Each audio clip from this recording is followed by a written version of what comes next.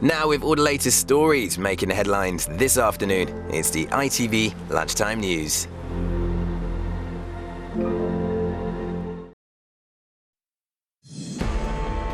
I'm here to listen. The US President meets the Prime Minister in Belfast before paying tribute to the political leaders who brought peace to Northern Ireland. Joe Biden shared tea with Rishi Sunak rather than formal talks before giving his big speech at Ulster University. Sustain the peace, unleash this incredible economic opportunity, which is just beginning. I promise you. You think I'm joking? It's just beginning.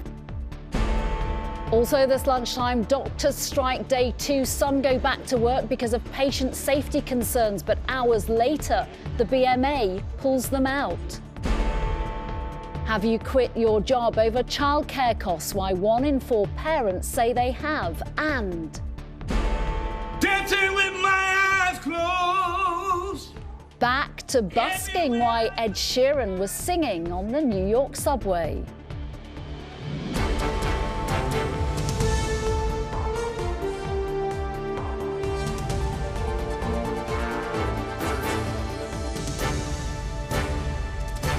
This is the ITV Lunchtime News with Nina Hossain. Good afternoon. President Biden has paid tribute to Northern Ireland's political leaders of the past as he made his big speech in Belfast. The US leader is in the city to mark the 25th anniversary of the Good Friday Agreement.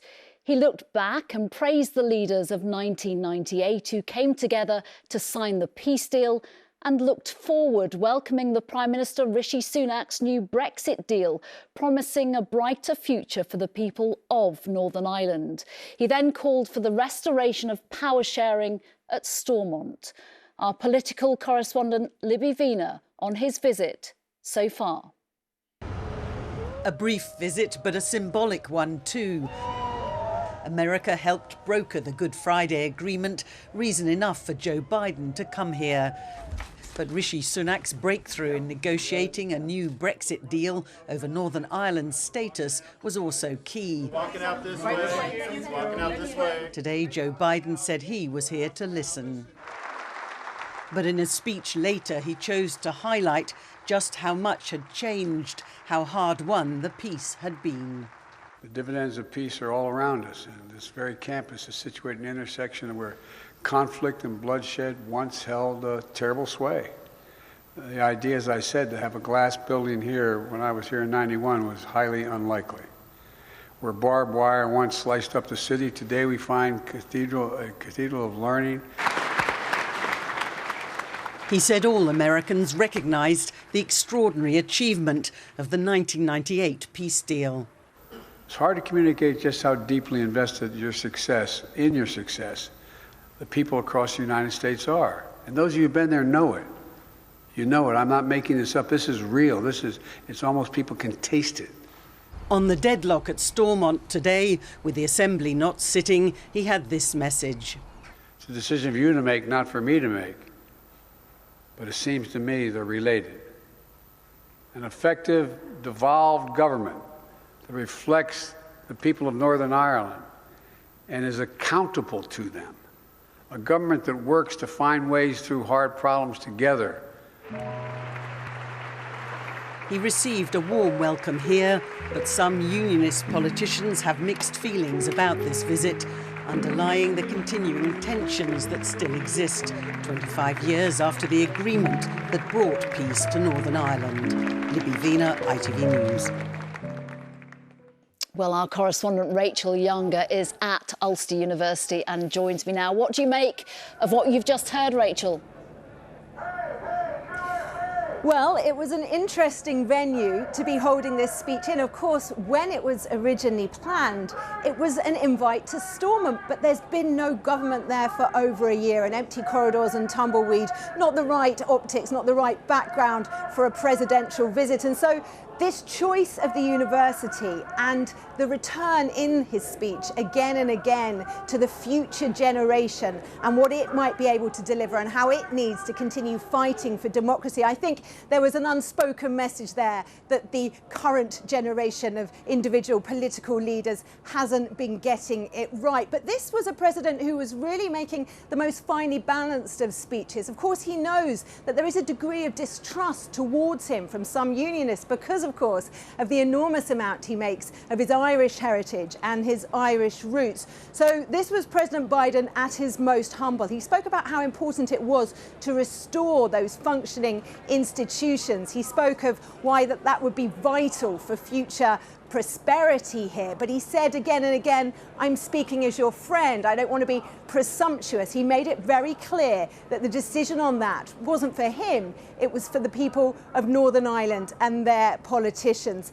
But it's interesting, isn't it? There is a certain magic that comes with the presidential motorcade. The crowds here, nothing like the scale we saw for Clinton back in the 90s. But I spoke to one politics student who said that with all the wealth and all the power associated with that presidential visit, their hope is that that might just remind Northern Ireland of the potential for success here if they can get their act back together when it comes to politics here.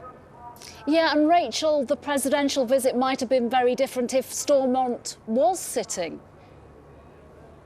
Right. That's originally where the invite was extended to. That, you would have imagined, would have been the backdrop that President Biden would have wanted. But of course, timing often doesn't go your way, particularly in this part of the world. And the DUP have made it very clear they are working to their own timetable. I don't think there is any expectation of an immediate breakthrough today, but there was a carrot throughout that speech of economic investment. President Biden spoke of the scores of American companies that would like to be working here if, he said, things can start moving again. Rachel Younger, thank you.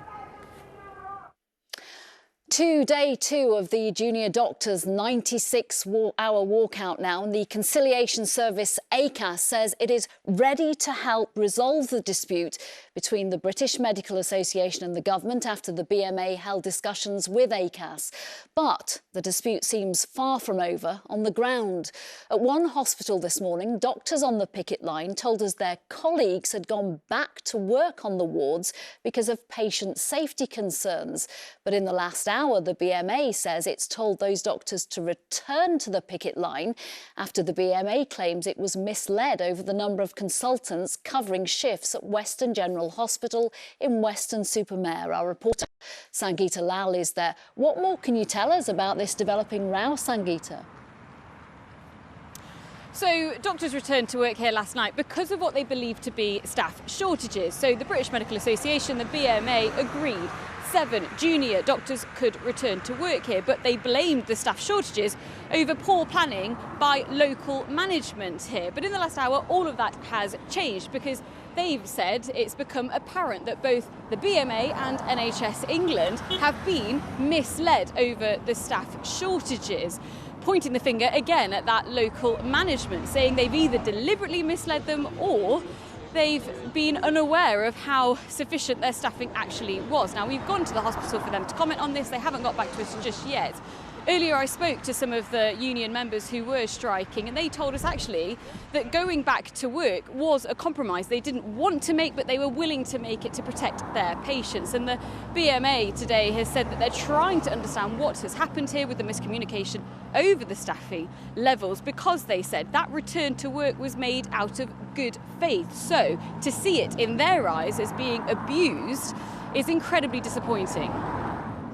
Sangeeta Lal, thank you very much. Our health correspondent Martin Stew joins me now. He spent the morning at a hospital in Milton Keynes. Martin, a row between the BMA and a hospital in Weston-super-Mare. How is it where you are this lunchtime? Well, if you're an inpatient, things are going pretty well, Nina. Yesterday was actually a much quieter day than usual. Today, numbers are slowly starting to pick up. But speaking to patients inside, they say the level of care has been great. The number of doctors in urgent care are very similar to what you'd normally expect. And actually, in many cases, they're more senior because consultants are having to step in. The real concern here for hospital bosses, though, as we go further forward, the longer this strike goes on, the more outpatient appointments are being cancelled. Nearly up to half of those have had to be cancelled. So the outpatient ward is much quieter, and the boss here says that is a big worry going ahead. We're cancelling between 150 and 200 patient appointments every day of the strike, and we're also cancelling a number of planned operations. We know that we have got large numbers of patients waiting, not just in this hospital, but across the country. So the clock is ticking. Everybody wants a resolution. The BMA say they've been in touch with ACAS, who often try and broker deals. ACAS say they're willing to act as the intermediary go-between. As for the government, well, last night they said the BMA's demands for 35% were unreasonable, and they weren't willing to come to the table unless that request for a 35% pay rise to, as they say, restore pay from below inflation pay rises is lowered. So at the moment there is still no progress, but all sides are talking a good game at least. Martin Stew for us. Thank you very much in Milton Keynes there. Next this lunchtime, how the soaring cost of childcare is forcing parents across the country to give up their job or drop out of education. A new study by the charity Their World compared costs across several countries, finding the UK lagging behind in terms of affordability of childcare. Almost 3/4 of parents find it hard to meet childcare costs. More than 60% are having to work more or spend less on food, with almost a quarter, 23%, quitting work or their studies. That compares to just 16% in Turkey, 17% in Brazil and 13% in Nigeria. Well, in response, the Department for Education said, we recognise the cost pressures that childcare has on parents, which is why we recently announced a transformative package of childcare support. This includes a new 30 free hours entitlement for eligible working parents. Julia Valero is moving to Germany so she and her partner can afford a nursery and carry on working. Most expensive sort of in the area where we're thinking of moving is around €340. So compared to our over £2,000 a month here, then there's rent on top, and then you still haven't, you haven't put any food on the table. Well, the Their World chair, Sarah Brown, joins me now. Sarah, Julia is not alone in taking what you could describe as drastic action. What did your study find?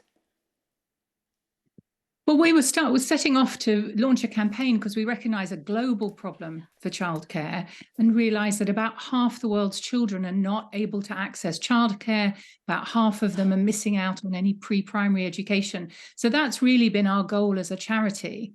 But we thought we would undertake a piece of research, look at a number of countries around the world and see what was happening. And what surprised us was the figures we were finding for the UK, where it seems much more challenging, and the dropout rate from the workforce, the challenges that, you can hear families are facing, really is representing not just a problem for those families and those parents who want to be able to work and have their children cared for, but also for their children missing out on those crucial early learning opportunities. Is it going to change, though, and is it going to change anytime soon? We know the Chancellor made childcare a central part of his budget. Will this change the situation for the parents who are struggling right now, do you think? Well, right now, of course not, because, more is needed a bit faster than is being delivered. I think everybody who cares about the childcare issues welcome the Chancellor's announcements in the budget. But the reality is that full 30 hours a week is not actually going to be delivered in full until September 2025. If you're looking after your newborn at the moment, that's quite a way off into the future. So we need to do a bit more now. And somewhere like Northern Ireland is all over the news. And this is what shows you the importance of having government. They don't have a childcare policy at all there. If parents who want to work can't in this country, that doesn't just impact their family, it impacts the whole economy. So this isn't just a problem for people with children, is it? Yeah, I think at Their World, we would quite confidently say that this is one of the most cost-effective social investments you can make if you're thinking about the long-term health and well-being, education, and even future career opportunities of children. But also, if parents aren't able to manage their household finances and are leaving the workforce, then that's a problem. And I think that's exactly what the thoughts were when the budget was delivered last month. But and briefly, if you're making a broader. message and a plea to the government because of this study, what impact do you think it does have on children if they are currently enjoying their nursery setting, especially post-pandemic, and then they are pulled out of it because their parents can't afford it? Well, we have quite a big, cost of living crisis here, big disparities in the way people are living and working. So for those children who are able to access good quality childcare, be able to go into nurseries, they're being stimulated, they're playing, they're learning, but also, a good nutritious meal there. There's, the kind of support around long-term healthcare is there. So all of those things, 90% of a child's brain is developed in those first 5 years. So this is the time when the brain can develop fastest and you can really unlock the potential. And I think all of us should want children to have that best start in life. So this isn't just about saying, we've got to, think of how we alleviate the benefit for parents. This is also a big social investment. And I think we're misunderstanding this when we think of it just as a private issue for parents. This is for the greater public good too. Sarah Brown, thank you very much for your thoughts. Thank you. In the last half an hour, the Football Association has submitted its final dossier in its bid to host the Men's Euros in 2028. But it doesn't include Old Trafford. The UK and the Republic of Ireland's joint bid is up against Turkey for the championship. Ian Woods is here. So Manchester United's ground didn't make the list. No, today was the deadline for the submission to go to UEFA. The final choice of venues have been announced from a short list of 14 down to 10. So 2 of the biggest stadiums in the country have been left out, and 2 which haven't been built yet are actually in. UEFA will make a final decision in September. Turkey are the only bidders, so a good chance of success. And that's despite the problems that we had in 2021 at Wembley when it hosted the closing stages of the Euros. Scenes as ticketless fans burst through turnstiles to try to get into the stadium. The government decided this time that a joint Euros bid in 2028 was more realistic and more cost-effective than an effort to stage the 2030 World Cup. Now, if successful, games will be shared around Britain and Ireland. Glasgow and Cardiff will host matches.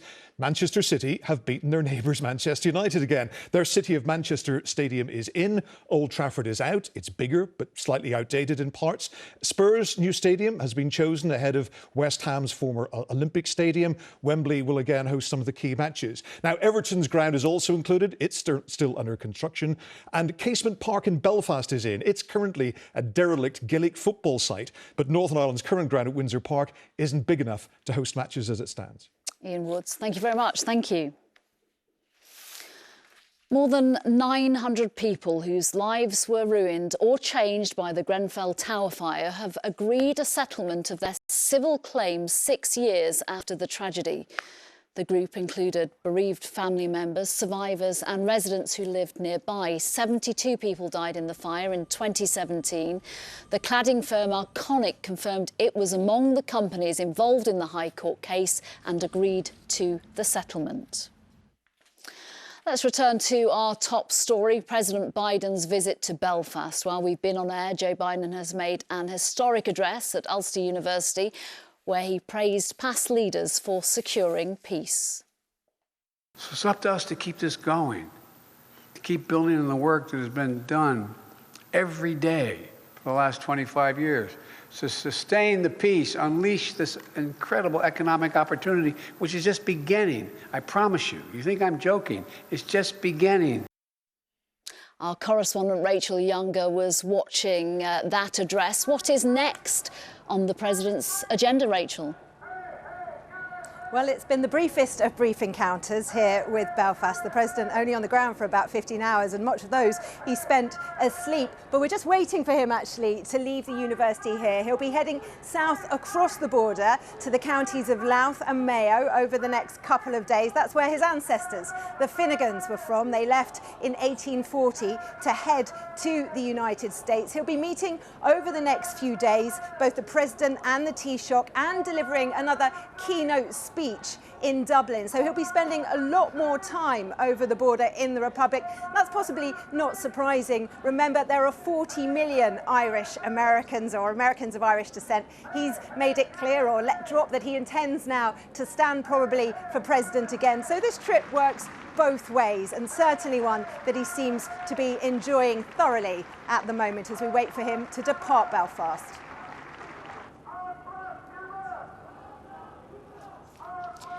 Rachel Younger, thank you. And we'll have more special coverage of President Biden's visit to the island of Ireland over on our streaming platform, ITVX. Finally, this lunchtime, why Ed Sheeran went back to his busking ways on the New York subway. With a new album to promote and a sellout tour, the songwriter went underground to join one of the city's local legends. Sharon Thomas reports on Sheeran's surprise. Dancing with my eyes closed. He can absolutely belt out a tune. His friend's not bad either. Ed Sheeran, once a busker himself, gave subway station singer Mike Young quite a surprise when he turned up for an impromptu duet of one of the superstar's songs on a station platform in New York.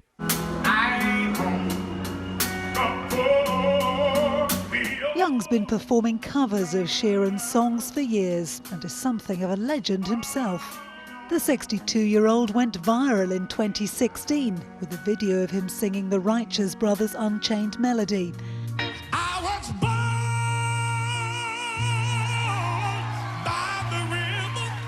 That led to an appearance on America's Got Talent and a studio album. You know the first verse? Ed's had a hand in kick-starting the career of another fan too. At the O2 in London last month, he invited Luke Gittings, who also covers his songs, onto the stage to perform with him. Just dancing with my eyes closed. Ed has dedicated Eyes Closed to his friend, the musical entrepreneur Jamal Edwards, who died last year.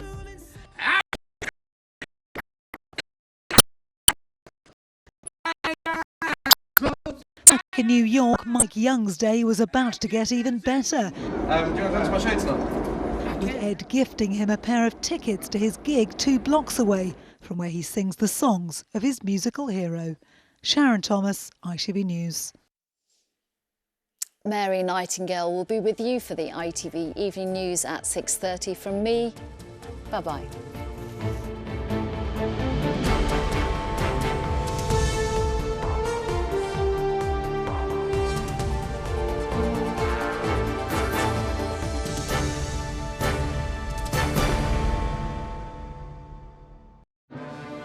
A cold start, with a snow shower spreading quickly across the east. Heinz Seriously Good Mayonnaise sponsors ITV National Weather. Hello, good afternoon. Our second named storm of the season, Storm Noah, bringing a very wet and windy start to the day for many parts of the country. The focus this afternoon shifts to the southwest, where Cornwall will continue to see gale force gusts, and the southwest of Wales along coastal areas, further gusty winds as we head through into this evening. For many parts of the country,